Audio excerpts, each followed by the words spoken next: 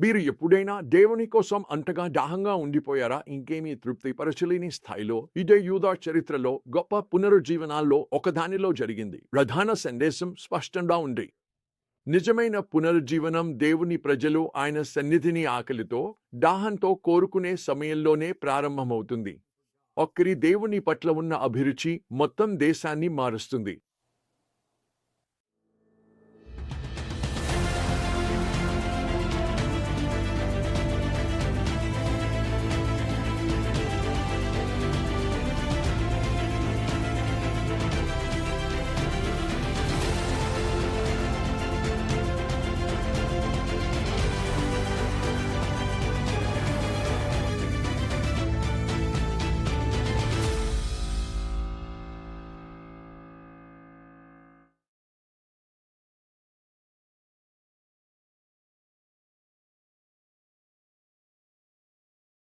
ఈ కథ ప్రారంభమవుతుంది.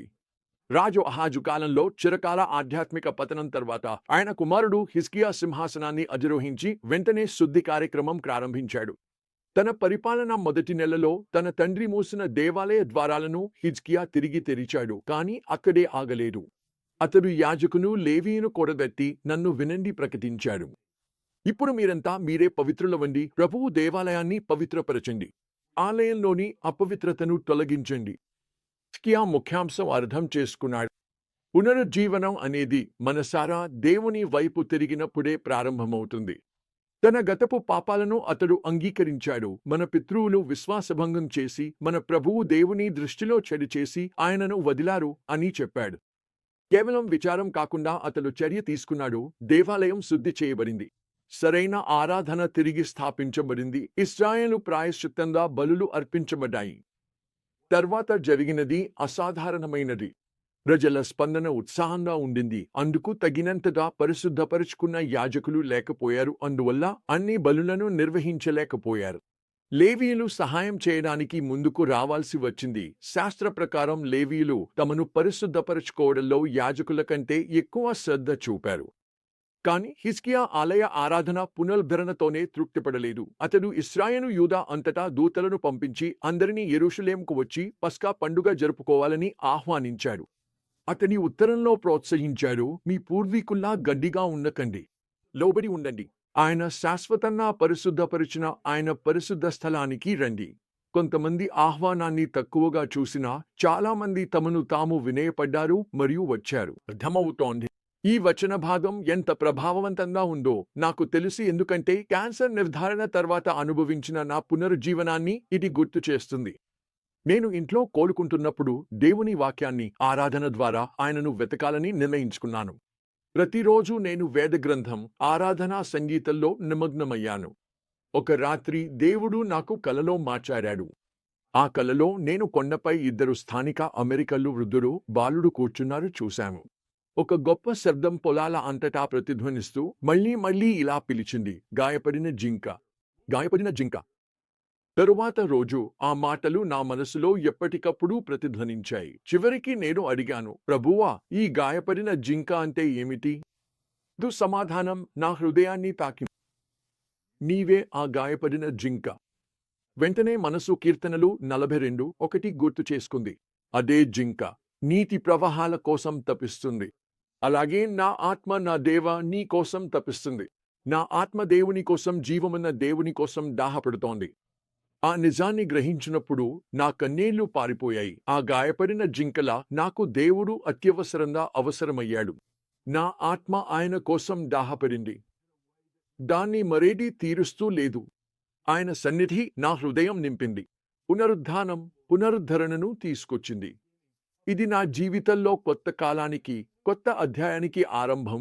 హిజ్కియా కాలంలో యూదాలో జరిగినట్లే హిజ్కియా కాలంలో వచ్చిన కీర్తనలు కూడా ఇదే విధమైన దేవుని కోసం ఆతృతను చూపిస్తాయి.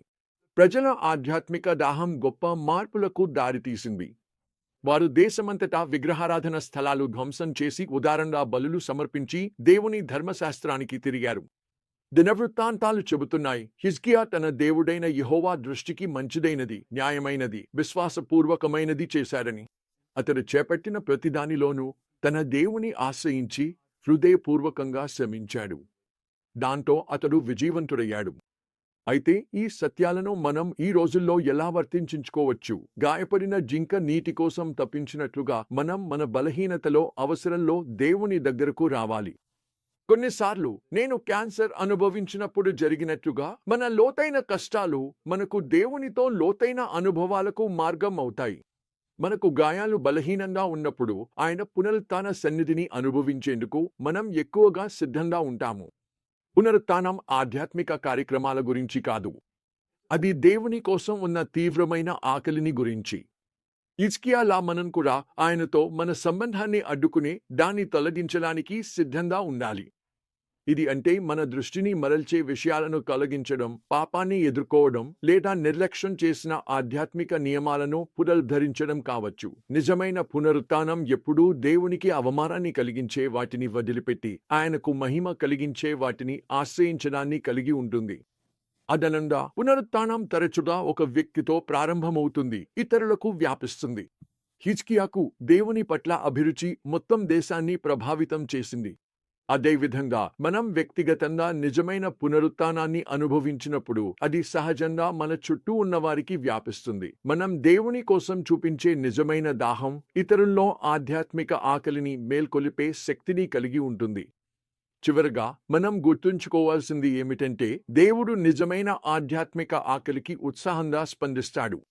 హిజ్కియాకు ప్రార్థనను దేవుడు విన్నట్లే, ప్రజలను స్వస్థపరిచినట్లే, నా అవసర సమయంలో నన్ను కలిసినట్లే ఆయనను హృదయపూర్వకంగా వెతికేవారిని ఆయన ఇప్పటికీ కలుస్తాడు. యూదాకు పునరుత్థానాన్ని తీసుకొచ్చిన అదే దేవుడు నేటి మనల్ని కూడా పునరుత్థానపరచాలని ఆకాంక్షిస్తున్నాడు. యూదా పునరుత్థాన కథ మనకు ఆధ్యాత్మిక పునరుద్ధరణ ఎప్పుడూ సాధ్యమేనని గుర్తు చేస్తుంది.